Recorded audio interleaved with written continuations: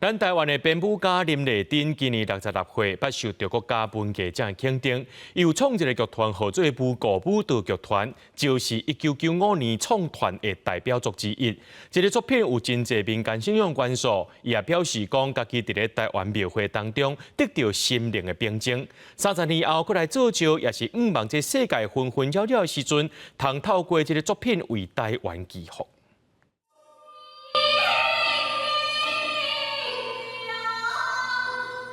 手举香旗，桥板一步一步慢慢啊踏向前，就那像马祖绕境的队伍。这个剧场作品的合作就是由台湾编舞家林丽珍所创办的舞歌舞蹈剧场所演出。这也是舞团1995年创团时期的代表作，在国际上捌办过43场。在30年后，回来到当年首演的地点，国家戏剧院做就，嘛是因为对台湾有真深的感情。30年后，我再回头看教的时候，完全在谈台湾的山海跟情感，那个很深的情感，跟土地的情感跟的连接，那个无法用爱来形容，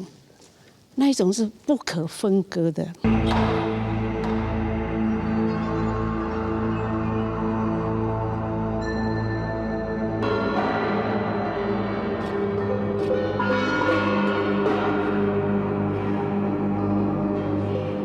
编舞家林丽珍表示，伊伫台湾民俗信仰当中得到心灵的平静，所以这出招结合庙会正典内底一个民俗信仰的元素，包括神明、艺人、放水等等等。林丽珍指出，这几年世界各地纷纷扰扰，因毋望透过这个作品为台湾祈福，甲平静带予观众。不要浪费在时间在不好的地方，因为这世界上还有好多事情要做，好多美好的事情，还有很多人在受难。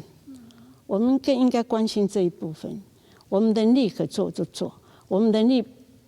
没办法做到，我们就去祈福。舞歌舞蹈剧场这出招拍算自5月31拜五演出到礼拜，因毋望透过舞蹈、南管吟唱和台湾民俗，在半场上的演出形式当中，希望观众脚步会当放好慢，甲世事暂时拢放好掉。记者刘尚如、郑俊尧台北报道。